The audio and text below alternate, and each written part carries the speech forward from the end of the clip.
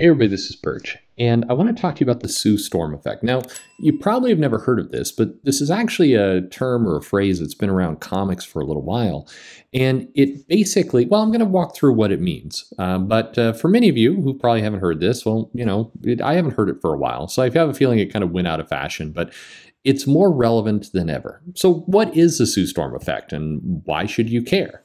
Well, Sue Storm's obviously a member of the Fantastic Four, and as the Invisible Woman is an awesome character who's been around Marvel since the 60s. But the Sue Storm effect is actually the way people relate to information or the way people identify things. I saw this tweet just up lately, and this stuff always bothers me, this who is your favorite Fantastic Four character and why is it Sue Storm? If you already know the answer, why are you asking the question? Just feels like a way to kind of needle people and more or less just kind of be a douche. It's a wasted tweet. But the problem with this statement is Sue Storm, in particular for comics, and you really saw this, I don't know, about 20 years ago, became a bit of a lightning rod for if you like the character or not. If you didn't like the character, it meant things about you. It wasn't just that you disliked the character, it must mean something more. You start seeing statements like, if you don't like the Invisible Woman, I start to look sideways at you. The Invisible Woman is the most powerful member of the Fantastic Four. Nobody dislikes her for legitimate reasons. And our favorite, sexist men hate Sue Storm. I'm not surprised. People start to group this stuff together, but the problem is you can like anyone for any reason. It doesn't have to make sense. In fact, most of the time, it won't make sense. People's personal preferences and tastes are very strange to kind of figure out. They come to very odd conclusions about what they like and what they don't like, and they're not easy to analyze, and they certainly aren't able to be quickly compartmentalized. Full disclosure here. Now, Sue Storm, the Invisible Woman, is my favorite character of the Fantastic Four. I think she's interesting. There's a lot of cool things you can do with a character. I really feel like she's been underutilized. I mean, I think in terms of a cool character, there's a lot of pretty amazing adventures you can do with her.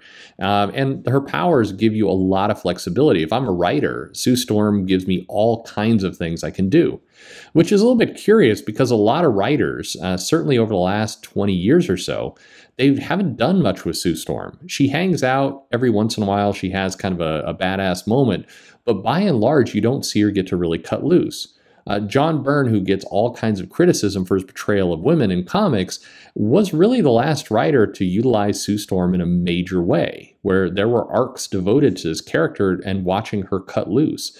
Everybody's going to have their favorite thing, but that's what I like. I like Sue Storm. Now, that said, I cringe whenever people tell me I have to like that character the most. I don't like to be told what to do. Just let me like what I like in peace. So when it comes to people who don't like Sue Storm, I find that there's kind of three categories of it. And you'll see very quickly, one of these categories is common, the other two, not so much. So there's the basic, I never really cared for Sue Storm. My favorite character is Reed, or the Thing, or the Torch, or whoever. And this is probably the most common statement I hear from people who don't like the character. They just don't like the character. Why? Nobody knows and nobody's going to dig, and it doesn't really matter. But this is generally what you hear. Now, very infrequently, you'll hear this. I don't know why Sue Storm is a character. Women can't be superheroes. The Fantastic Four should be just guys. Now, people don't really say this out loud, and who knows if people are thinking it. I'm not Professor Xavier. I don't have mind-reading powers, so I don't know what people are thinking in their heads, and nor do I really want to or care. But every now and then you'll see somebody say something like this, and it tends to be more trolling than anything else. And then you get the final comment, Sue Storm is an awful character and is only on the team because of woke women. When I run Marvel, women won't be allowed to work there. Okay, there's three different ways you can dislike the character, but generally we can simplify this by saying the first is an opinion. Nothing wrong with it. The second is being an asshole, and the third is being a deluded lunatic. Now, some people might break these into opinion, sexist, misogynist as a way to kind of break out those things, but we've heard enough ists in our life to last forever, so let's just go with the simplistic, hey, maybe you're an asshole, and maybe you're insane. Okay? Now, the reality is, in terms of people saying this, most people have that first opinion. If they're going to dislike Sue Storm, it's going to fall into there. A very small percentage, probably smaller than this bubble represents, are those assholes. Those are the people who want the Fantastic Four to be all guys and just don't want women superheroes at all. And then you get to the tiny percentage of deluded lunatics who want to actually chase women out of comics. I'm not saying those people don't exist. They do. It's just we need to keep some perspective here. It's a tiny, tiny amount, and they don't deserve the bandwidth that people give them. Because here's the problem. The social media effect tends to equal all three of these together. It sums them up as the same. It sums them up as of equal noise. It's you'll hear people say things like, well, somebody who doesn't like Sue Storm, I mean, maybe that's just their opinion, or maybe they're a misogynist. Why are we comparing those two as being equivalent? They're not. There's no way you're seeing those three things equal. And furthermore, in 2021, the social media effect basically merges all these together. If you have that opinion, it must equal that you're also that asshole, and it must equal you're a deluded lunatic. And this sets up this very strange combination of opinions, which is you're either got option A, my favorite member of the Fantastic Four is Sue Storm, no question, that's the rule, or you're a misogynist who hates women. That's your choices. And unfortunately, this creates the third category. I don't really read comics anymore. All of this is very tiring. Why? I just want to be entertained. What is going on here?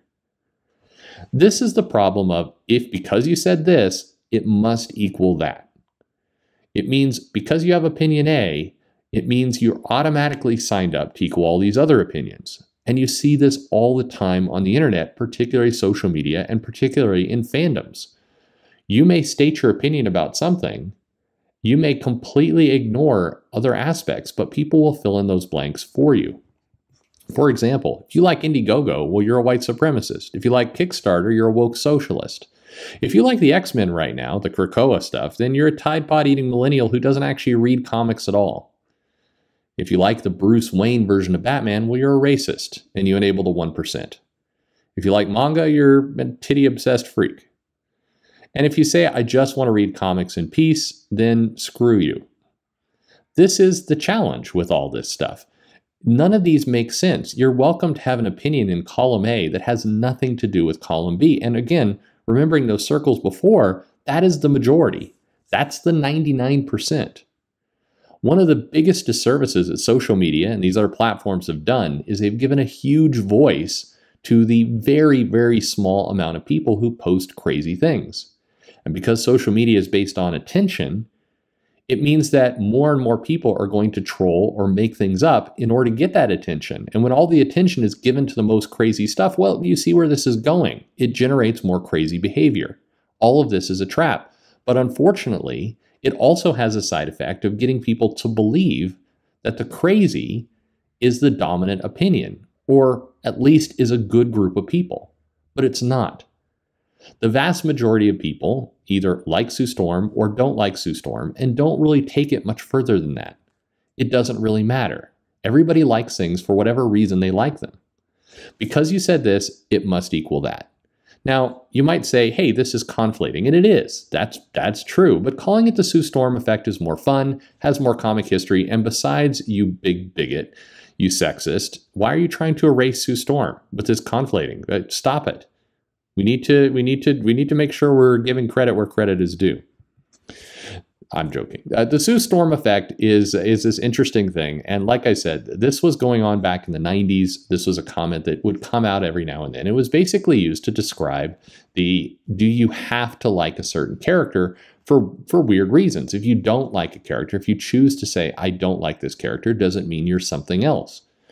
I remember this was later, but when they put Black Lightning on the Justice League team, there were people who didn't like the character. They were afraid to say so because if they said they didn't like the character, they were labeled racist. Maybe they just don't like Black Lightning. That's completely fair. This is the problem with all the Sue Storm effect. It's basically not allowing you to have your own opinion. It's combining something simple that you say with other things you may not believe. And the challenge with that is eventually people just stop talking. They stop getting involved in the first place. They unplug. Maybe they get away from comics. Maybe they just hold on to their opinions on their own. Or worse of all, you actually start to radicalize people because you get people who don't like to be called these things. They resent it. They feel like they're being grouped unfairly into this category, and then they start acting out. You create enemies. That's crazy.